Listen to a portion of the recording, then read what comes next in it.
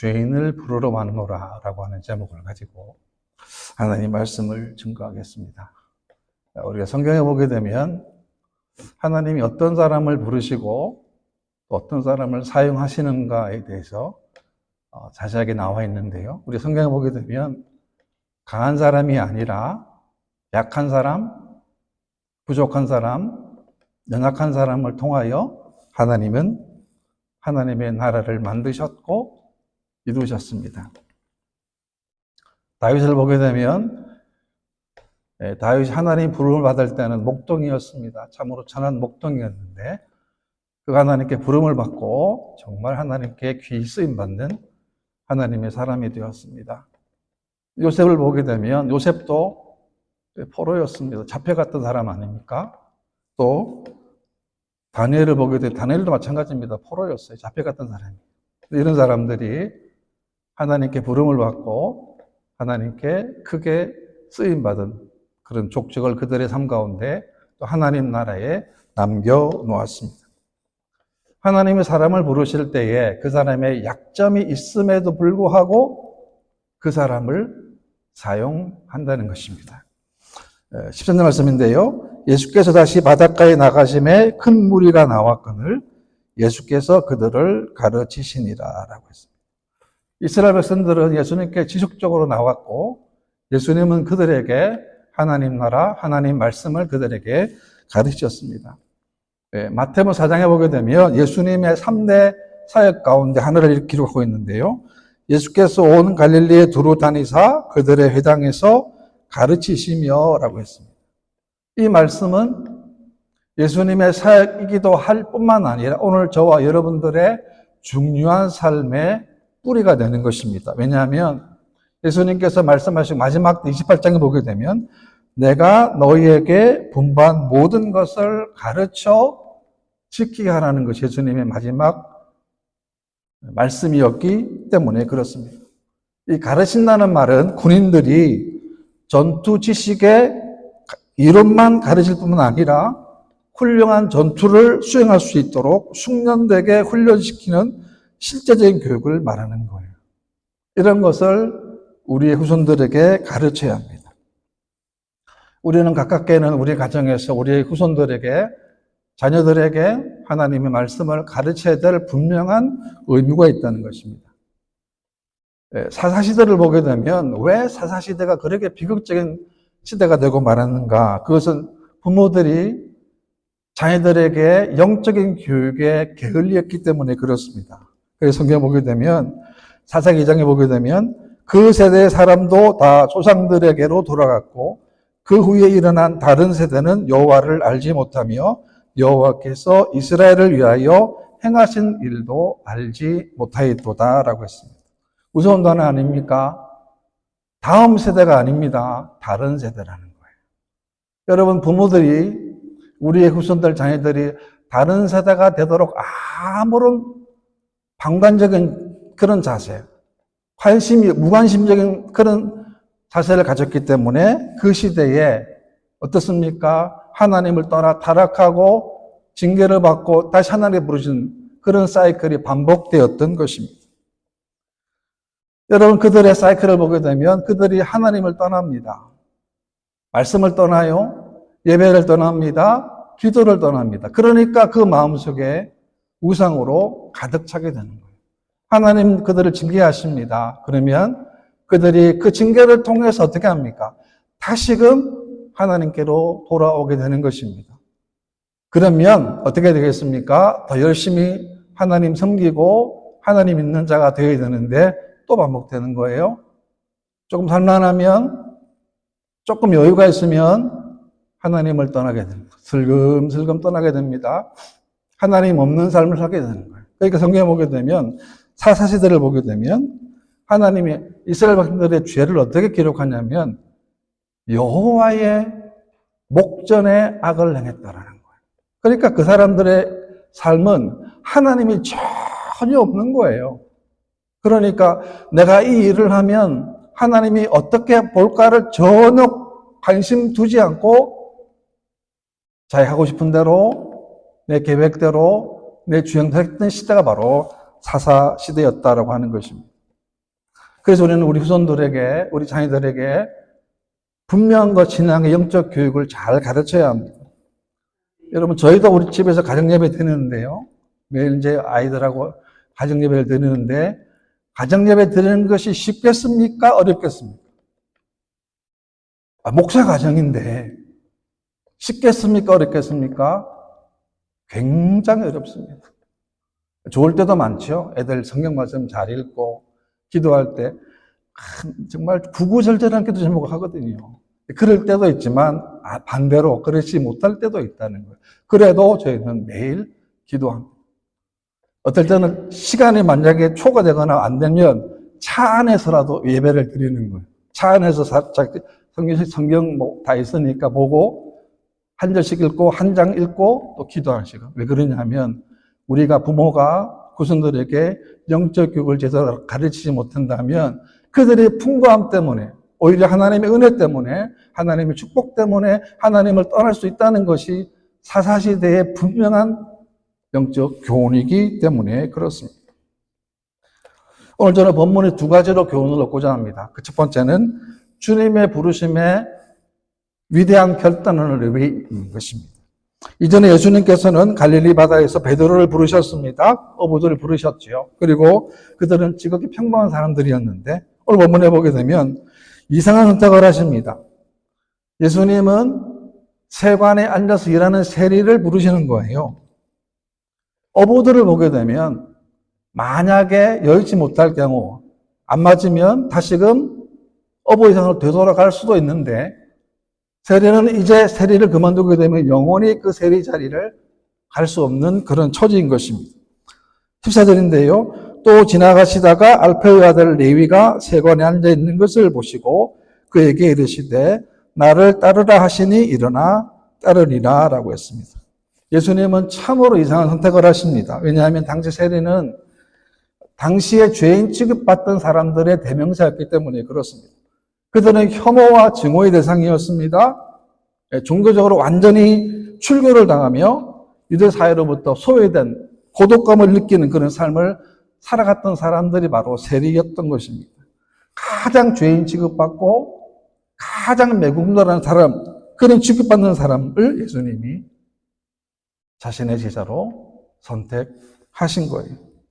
예수님이 레위를 보셨다라고 하는 것은 단순히 그 순간을 본 게 아닙니다. 그 사람의 과거와 그 사람의 현재와 그 사람의 미래를 보신 거예요. 왜? 예수님은 그를 뿐이시기 때문에 그렇습니다. 예수님이 보는 관점이 뭐냐면 그 사람의 미래라는 거예요. 예수님 베드로를 부르실 때를 보십시오. 얼마나 혈기왕성한 사람입니까? 얼마나 앞장서기 좋아하는 사람입니까? 그런데 그를 부르실 때 예수님은 반석으로 부르신 거예요. 자기 본 삶과는 전혀 어울리지 않는 말인데 베드로는 주님 말씀처럼 초대교회에서 반석으로 쓰임을 받게 된 것입니다. 그래서 한 사람이 중요합니다. 그냥 한 사람이 아니에요. 예수 믿고 완전히 변화된 그 한 사람이 중요한 것입니다. 바꿔 얘기하면 우리가 변화되지 않으면 아무리 많은 사람이 모여도 그 사람은 무리일 수밖에 없기 때문에 그렇습니다. 우리 한평생 동안 우리 자신의 영적 변화, 성숙을 위해서 몸부림을 쳐야 하는 것입니다. 그 몸부림이 뭐냐면 다른 게 아닙니다. 예수님을 위한 결단을 하는 거예요. 내 삶 가운데 예수님이 원하는 그 삶, 내가 어떤 삶을 살 것인가 결단할 때 그것이 중심이 뭐냐면 예수님이 원하시는 바로 그 삶을 우리가 살겠다는 고백, 결단을 우리가 해야 하는 것입니다. 하나님은 저희 여러분들을 왜 부르셨습니까? 우리를 하나님의 일을 맡기기 위해서 우리를 하나님의 자녀로 부르신 것입니다. 여러분, 기독교 신앙을 우리가 받아들임으로 가정적으로 평안하고 평탄하고 문제없는 그런 삶을 살기 위해서 부르신 것, 그것은 부차적인 거예요. 첫 번째가 뭐냐 하면 예수님을 따르고 예수를 믿고 예수님의 뜻대로 사명을 감당하도록 하기 위해서 우리를 부르신 것입니다. 예수님 반응을 보십시오. 레위의 반응을 보십시오. 어떻게 반응합니까? 나를 따르라 하시니 일어나 따르리라는 거예요. 지금 열심히 일하고 있는 레위 지금 세리인데 예수님께서 나를 따르라 하니까 즉시로 따랐다는 거예요. 이 따름의 의미는 뭐냐면, 현재 이 명령형은 현재 미완료형인데, 한 번의 따름이 아니고 평생 동안 지속적으로 계속적으로 따라야 되는 것을 교훈하고 있는 거예요. 이것은 곧 우리도 마찬가지입니다. 예수를 우리가 믿고 우리가 주님의 제대로 살아가는 것은 어떻습니까? 평생 동안 우리가 주님의 제자로 살아가는 거예요. 그 결단이 필요한 겁니다. 그 다짐이 필요하다는 거예요. 누가복음 5장에 보게 되면 똑같은 본문인데요. 세리는 자신의 모든 것을 버리고 예수를 따르니라라고 했어요. 여러분 얼마나 안정된 직장이었겠습니까? 고소득이었어요. 누가 욕을 하든 말든 나는 돈을 많이 버는 사람이었어요. 엄청난 물을 가지고 있었겠죠. 그런데 그 모든 것들을 어떻게 했습니까? 예수님을 따르기 위해서는 그것을 다 버려야 되기 때문에 그를 버려두고 예수를 따르니라라고 성경은 말씀하고 있는 거예요. 여러분 우리의 딜레마가 뭡니까? 예수님을 따르기는 싶어요. 예수님을 쫓고는 싶어요. 근데 나이 들어오는 이득을 버리기는 어려운 거예요. 이런 결단이 오늘 저와 여러분들에게 필요한 것입니다. 모세를 보게 되면 모세가 왜 모든 보화보다도 이스라엘 백성들과 고난만을 더 원했다는 거예요. 바보 아닙니까? 세상적 시급한 바보 아닙니까? 왕궁에서 어쩌면 차기의 왕이 될 수 있는데도 다 버리고 차라리 이스라엘 백성들과 고난 받겠다는 거예요. 이런 결단이 있었기 때문에 하나님은 모세를 통하여 출애굽의 역사를 일으킨 것입니다. 그래서 예수를 믿고 따른다고 하는 것은 뭐냐? 우리가 거룩한 포기를 전제하는 것입니다. 시간을 드리는 거예요. 하루에 24시간 주신 시간을 하나님 드리는 겁니다. 시간을 들여 예배 드리는 거예요. 만나는 겁니다. 물질을 드리는 겁니다. 왜? 그분이 나에게 모든 것을 다 주셨기 때문에 그 귀한 것, 가장 귀한 것 중 하나를 떼어서 하나님께, 사실은 전부 다 하나님 것이지만 그 중에서 하나님께 드리는 거예요. 그래서 우리는 남은 생애 동안 우리가 예수를 믿을 때 뭘 버려야 될 것인가? 가장 필요한 게 뭔가? 오늘 그것이 여러분 마음속에 찔림이 있는 귀한 말씀 되기를 바랍니다. 15절 말씀 듣게 되면 그의 집에 앉아 잡수실 때에 많은 세리와 죄인들이 예수와 그의 제자들과 함께 앉았으니 이는 그러한 사람들이 많이 있어서 예수를 따르미로라. 여러분 예수를 만났는데 어떻게 합니까? 자기 집에 초대한 거예요. 그러니까 예수님은 초대한 것이 아니고 세리들과 동료들 자기 아는 사람 초대했겠죠. 그들에게 식사하면서 뭘 얘기했겠습니까? 어떤 얘기 했겠습니까? 나는 이제 예수를 따르겠노라. 나는 이제 예수님만 따르겠노라고 얘기하지 않았겠습니까? 다른 사람들에게도 내가 따르니까 너희도 나를 본받아서 예수를 믿으라. 이게 그런 영적 교훈 아닙니까? 그런 일을 했다는 거죠. 16절입니다. 바리새인들의 서기관들이 예수께서 죄인 및 세리들과 함께 잡수시는 것을 보고 그의 제자들에게 이르되 어찌하여 세리 및 죄인들과 함께 먹는가? 그때 바리새인들은 예수님과 함께 있는 사람들을 비난하는 겁니다. 왜 비난합니까? 왜 죄인들과 함께 먹느냐는 거죠. 왜 이런 생각을 했겠습니까? 그래서 바리새인들은 자신들만의 진정한 의인이라고 생각을 했기 때문에 그렇습니다. 네, 우리 남은 생애 동안에 우리가 정말 하나님을 위해서, 여러분, 정말 하나님 나라 위해서, 하나님 위해서 이런 위대한 결단이 있는 믿음의 삶 되시기를 바랍니다. 그 다음에 두 번째는 죄인을 부르러 오신 예수님입니다. 17절인데요. 예수께서 들으시고 그들에게 이르시되 건강한 자에게는 의사가 쓸데없고 병든 자에게라야 쓸데있느니라. 나는 의인을 부르러 온 것이 아니요 죄인을 부르러 왔노라 하시니라 라고 했습니다. 예수님 이 땅에 왜 오셨습니까? 그래서 예수님 오신 목적은 죄인을 부르러 왔다는 거예요.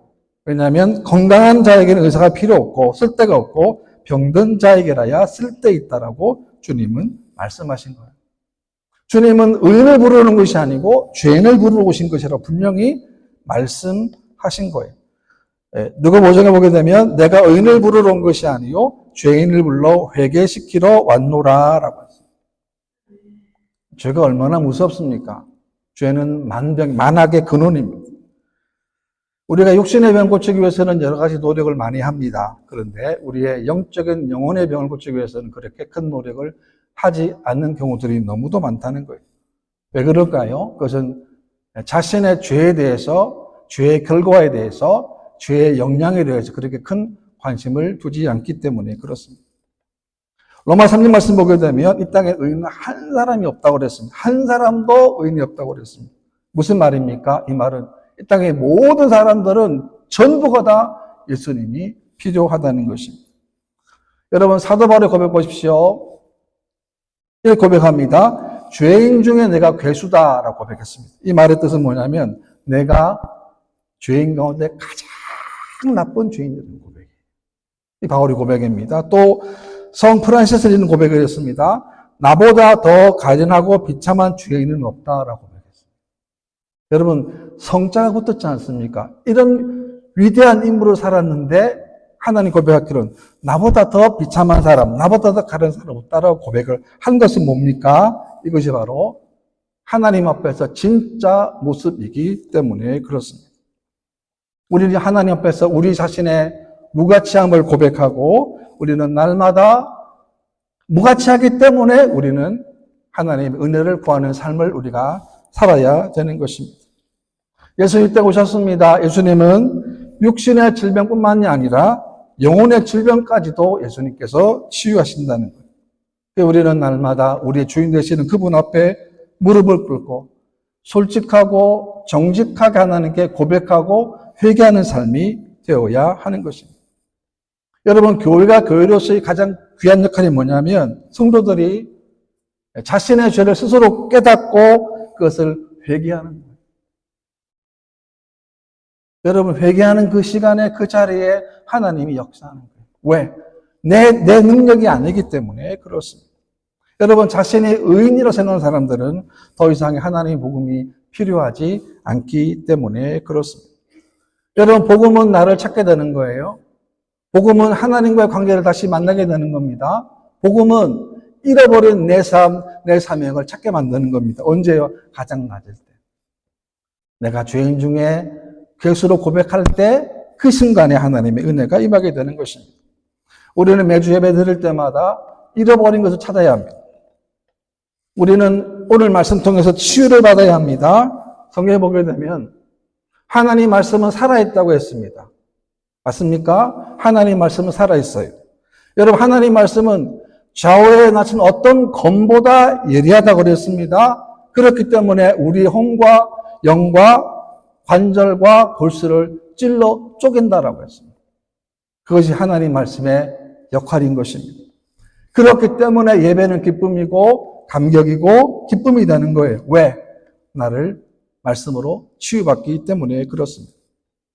오늘 저는 여러분 똑같습니다. 여러분 구원의 예망이 전혀 없었습니다. 하나님 알기 전까지. 그냥 하나님께서 우리를 하나님의 자녀로 뽑아주신 거예요. 내 의로운 사람은 아무도 없습니다. 내 의로 예배당에 온 사람은 아무도 없어요. 우리는 다 예수님의 의로 이 자리에 온 거예요. 왜? 예수님이 우리의 모든 죄를 십자가의 그 대속의 피로 우리를 갚아주셨기 때문에 그렇습니다. 우리는 사랑받을 수 없는 죄인들이었습니다. 그런데 하나님께서는 우리 죄보다 더 큰 사랑으로 우리를 뽑아주시고 우리를 하나님의 거룩한 자녀로 삼아주신 것입니다. 우리가 하나님의 그 크신 사랑을 생각할 때마다 눈물을 흘리지 않을 수 없다는 거예요. 왜? 하나님은 우리 죄를 다 아시기 때문에. 다른 사람은 설령 모를지 몰라요. 하나님은 우리의 모든 죄를 다 아시기 때문에 그렇습니다. 한 인간의 가장 큰 영광은 그 사람이 이 땅에서 무슨 일을 했는가가 아닙니다. 한 인간의, 한 영혼의 가장 큰 영광이 뭐냐면 하나님이 그를 위해서 무엇을 했는가가 중요한 것입니다. 하나님께 저와 여러분들을 불러주셨습니다.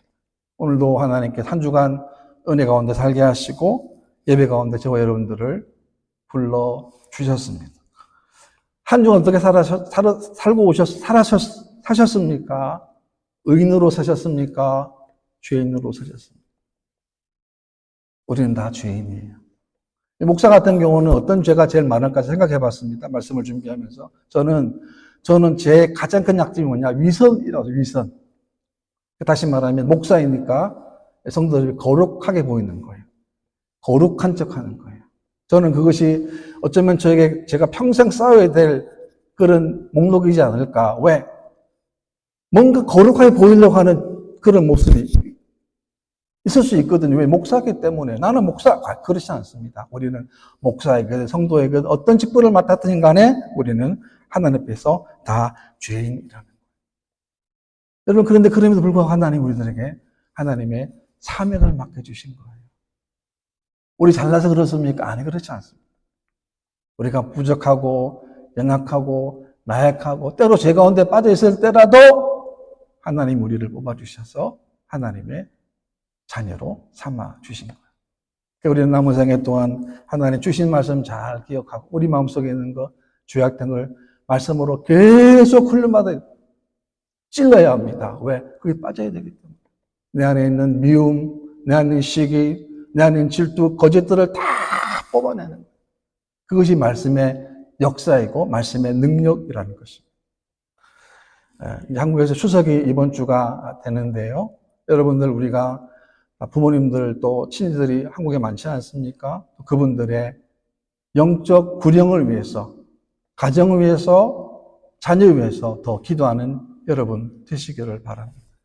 우리는 마을 태평양을 떠나 있지만 그들에게 우리가 기도가 하나님 나라에서 상달될 수 있도록. 그래서 우리가 마지막 때 오늘 이 레위일처럼 다 버리고 따랐는데 정말 열심으로 따랐던 것처럼 우리도 남은 생애 동안 주님 따를 수 있는 저 여러분 되시기를 주님의 이름으로 축원합니다.